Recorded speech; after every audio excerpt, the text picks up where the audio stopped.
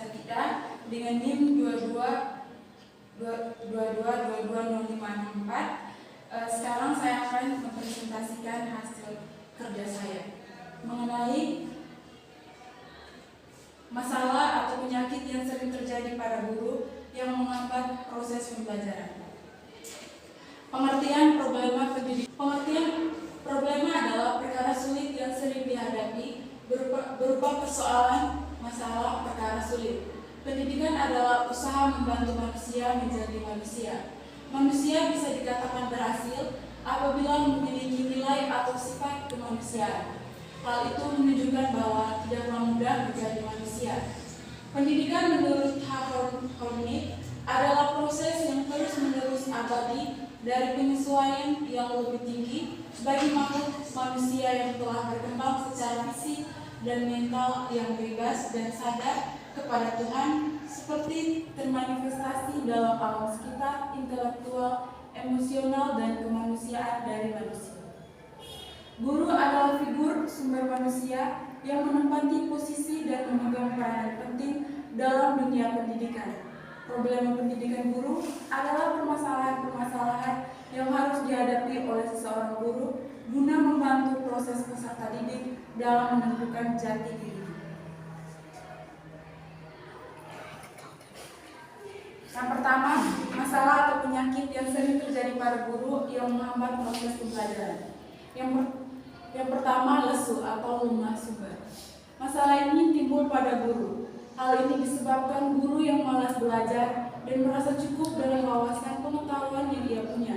Jika seorang guru sendiri memiliki kelemahan dan pengetahuan yang terbatas, maka hal tersebut tentu saja dapat menghambat proses pembelajaran dalam ruangan kelas.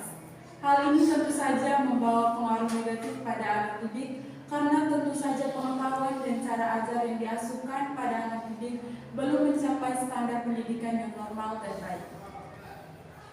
Sebagai seorang guru, tentu saja harus memiliki wawasan pengetahuan yang seluas-luasnya, yang tidak bisa dibatasi, karena dengan memiliki wawasan yang luas, guru akan dikatakan profesional dalam mendidik dan menjadi sumber belajar yang baik.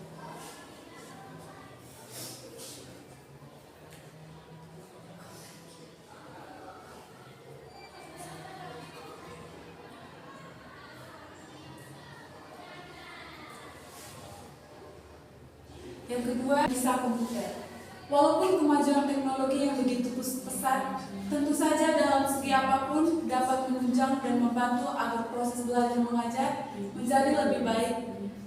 Masih saja ada tenaga pendidik yang tidak bisa menggunakan alat digital yang satu ini, komputer. Hal ini juga disebabkan karena rasa cukup puas dengan keterampilan yang dimiliki, tidak ingin mencari tahu, dan lebih banyak belajar karena merasa malas dan hebat dengan kemampuan yang dirasa sudah lebih dari cukup dalam menunjang proses pembelajaran di era yang pesat dengan kemajuan teknologi yang tinggi.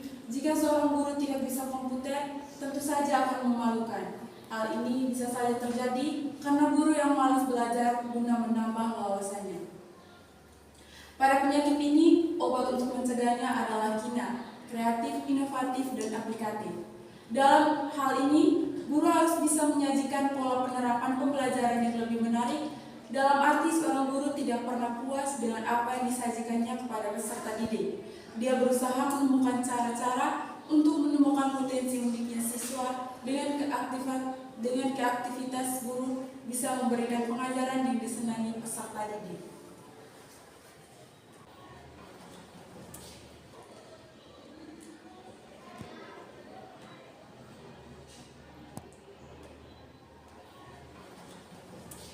Yang kedua, WTS atau wawasan yang tidak luas.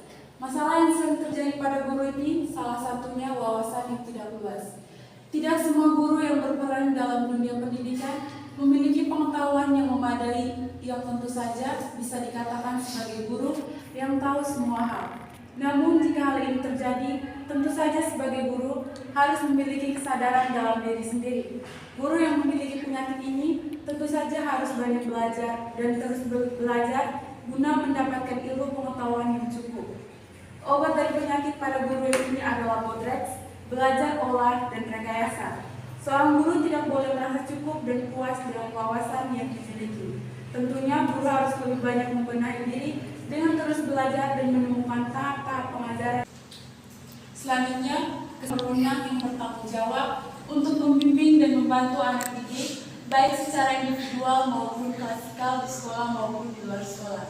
Pengelolaan kelas merupakan keterampilan seorang guru untuk menciptakan dan memelihara kondisi belajar yang optimal. Mutu pendidikan sendiri adalah namun hal itu akan sia-sia jika seorang guru sendiri tidak bisa menjadi pusat perkembangan intelektual dan pola pikir anak didik, jika guru sendiri memiliki kelemahan dan penyakit yang menghambat proses belajar mengajar tersebut. Akan lebih baik jika guru memiliki kesadaran bahwa belajar bukan hanya sekedar belajar, melainkan belajar harus mencakup semua hal yang menurutnya bisa membawa semua pola pikiran dan penerapan dalam pengajarannya.